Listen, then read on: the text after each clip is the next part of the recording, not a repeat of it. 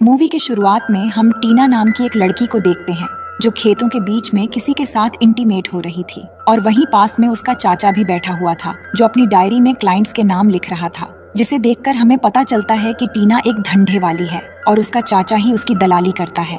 फिर अपना सर्विस देने के बाद वह दोनों वापस घर आ जाते हैं और उनका घर देखने के बाद हमें पता चलता है कि वह लोग काफी गरीब हैं।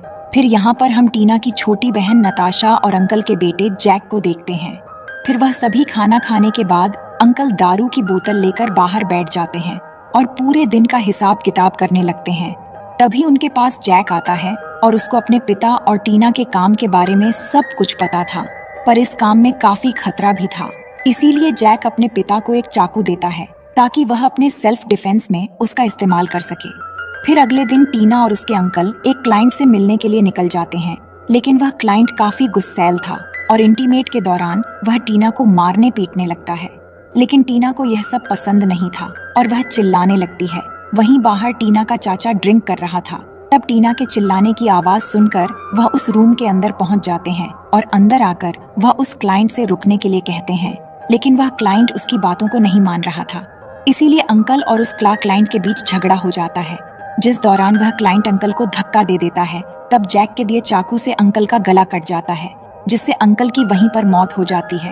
अब अंकल के मौत के बाद सब लोग काफी दुखी होते हैं और धीरे धीरे उनके सभी पैसे भी खत्म हो जाते हैं। पर अंकल के फोन पर क्लाइंट्स लगातार कॉल कर रहे थे। तब मजबूरन टीना को उन क्लाइंट्स के कॉल्स रिसीव करने पड़ते हैं और वह सभी क्लाइंट्स टीना को सर्विस देने के लिए बुलाते हैं। पर टीना अकेले तो जा नहीं सकती थी, इसीलिए जैक भी उसके साथ जाने का डिसाइड करता है। उसके बाद टीना को हम जंगल में इंटीमेट होते हुए देखते हैं और जैक पास में ही बैठकर डायरी में हिसाब किताब लिख रहा था। फिर सारा दिन अपना सर्विस देने के बाद वह दोनों वापस घर जाने लगते हैं। पर तभी टीना को एक आदमी के बारे में याद आता है जो उसको बहुत सारे पैसे देने वाला था, इसलिए वह दोनों उस आदमी के पास पहुंच जाते। असल में वह आदमी इस गाँव का सरपंच था और वह यहाँ का सबसे अमीर आदमी भी था। लेकिन उसकी एक प्रॉब्लम थी। दरअसल सरपंच का बेटा एक गे होता है और सरपंच चाहता था कि उसका बेटा मर्द बने, इसीलिए उसने अपने बेटे की मर्दानगी बाहर लाने के लिए टीना को बुलाया था। यहाँ पर सरपंच टीना से कहता है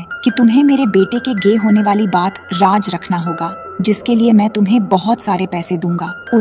उसके बाद टीना उसके बेटे को लेकर एक कमरे में आ जाती है, लेकिन यहाँ पर वह टीना के साथ इंटीमेट होने से मना कर देता है। जिसके बाद वह दोनों एक प्लान बनाते हैं और प्लान के अनुसार टीना जोर जोर से आवाजें निकालने लगती है, जिससे सरपंच को लगता है कि उसका बेटा अब मर्द बन गया है। फिर सरपंच से पैसे लेने के बाद वह दोनों अपने घर आ जाते हैं। फिर धीरे धीरे टीना के सर्विस देने वाली बात पूरे गांव में फैल जाती है, इसलिए गांव के सभी लोग उसके साथ इंटीमेट होने के लिए आने लगे थे और अब उन लोगों के पास अच्छे खासे पैसे भी आने लगे थे। लेकिन फिर एक दिन सैम नाम के एक पुलिस ऑफिसर को उनके इस धंधे के बारे में पता चल जाता है, इसलिए वह जैक के पास आकर अपना कमीशन फिक्स कर लेता है और साथ ही सैम टीना के साथ इंटीमेट भी होता है। उसके बाद सैम जैक से अपने गे कांस्टेबल के साथ इंटीमेट होने के लिए कहता है और मजबूर में जैक को ऐसा करना पड़ता है। फिर इसी तरह कई महीने बीत जाते हैं और जैक भी गाँव के औरतों को सर्विस देने लगा था। फिर एक दिन जब जैक और टीना अपने घर जा रहे थे, तभी रास्ते में उन्हें ऑफिसर सैम मिलता है और सैम उनसे अपना कमीशन लेकर वहां से चला जाता है। उसके बाद हम देखते हैं कि टीना की तबीयत काफी खराब हो जाती है, जिसे देखकर जैक दवाई लेने के लिए बाहर जाता है। इसी दौरान सैम भी गांव का दौरा कर रहा था। तभी उसकी नजर एक लड़की पर पड़ती है और सैम को वो लड़की काफी पसंद आ जाती है, इसीलिए वह उस लड़की का पीछा करने लगता है और उसका पीछा करते हुए वह उसके घर तक पहुंच जाता है। फिर वहीं दूसरी तरफ हम उस गे कांस्टेबल को देखते हैं जो दारू के नशे में धुत था। तभी जैक वहां पर आता है और वह उसको इंटीमेट होने का बहाना देकर एक जगह पर ले जाता है और फिर वह उसके वॉलेट से सारे पैसे निकाल लेता है और साथ ही वह उसके महंगे घड़ी को भी ले लेता है। उसके बाद वह कांस्टेबल से चुराए गए पैसों से टीना के लिए मेडिसिन ले जाता है।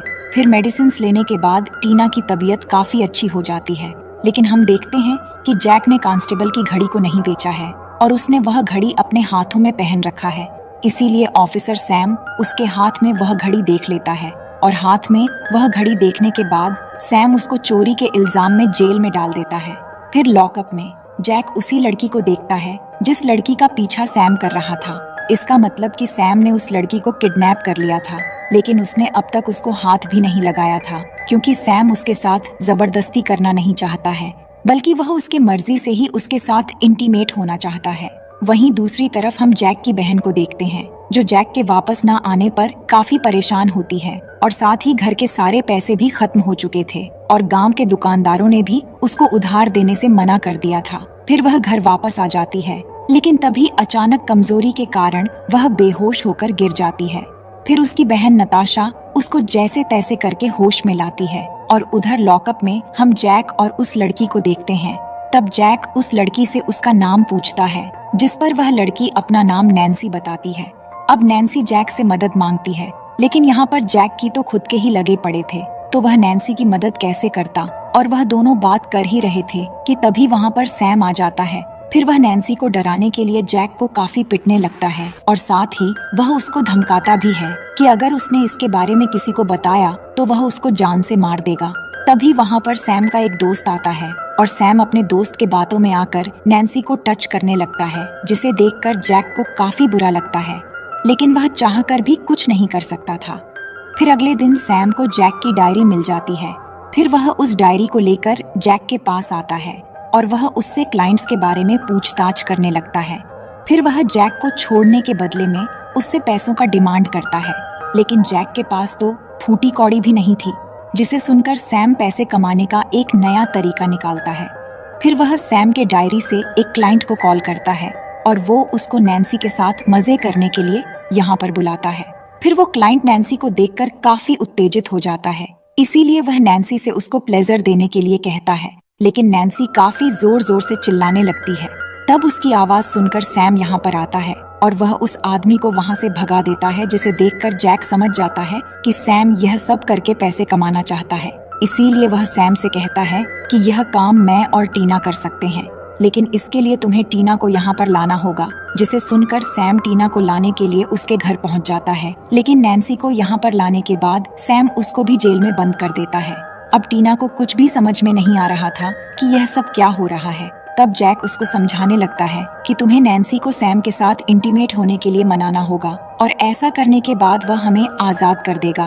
जिसे सुनने के बाद टीना नैन्सी को अच्छे से नहलाकर उसको तैयार करती है। उसके बाद सैम नैन्सी को अपने रूम में ले जाता है, लेकिन पहले तो वह नैन्सी को मनाने लगता है कि वह उसकी मर्जी से उसके साथ इंटीमेट होने के लिए मान जाए, लेकिन नैन्सी ऐसा करने से मना कर देती है। इसीलिए सैम को गुस्सा आ जाता है और वह उसके साथ जबरदस्ती करने लगता है, जिससे नैन्सी काफी जोर जोर से चिल्लाने लगती है।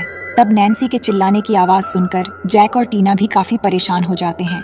फिर सैम अपना हवस मिटाने के बाद नैन्सी को वापस जेल में बंद कर देता है।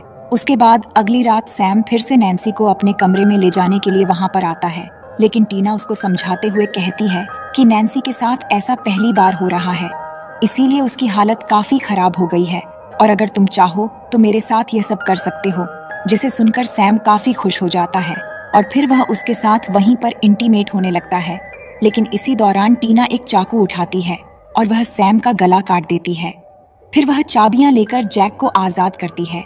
तब गुस्से में नैन्सी एक डंडा उठाती है और वह उस डंडे को सैम के पीछे घुसा देती है, जिससे सैम की मौके पर ही मौत हो जाती है और उसको मरा हुआ देखकर नैन्सी को काफी सुकून मिलता है। उसके बाद वह तीनों भागते हुए अपने घर जाते हैं और अपना सारा सामान पैक करके वहाँ से निकलने लगते हैं। इतनी ही देर में उस सरपंच का बेटा भी कार लेकर यहाँ पर पहुँचा जाता है, क्योंकि वह भी अपने पिता को समझाकर थक चुका था। इसीलिए वह भी अपनी लाइफ को एंजॉय करने के लिए उन लोगों के साथ जाने का डिसाइड करता है। फिर अगले दिन हम उन चारों को किसी दूसरे गाँव में देखते हैं। यहाँ पर जैक और नैन्सी एक दूसरे के साथ रिलेशन में आ जाते हैं। फिर वह चारों एक दूसरे के मदद के लिए शुक्रिया कहते हैं और इसी सीन के साथ ये मूवी यहीं पर खत्म हो जाती है। Thanks for watching.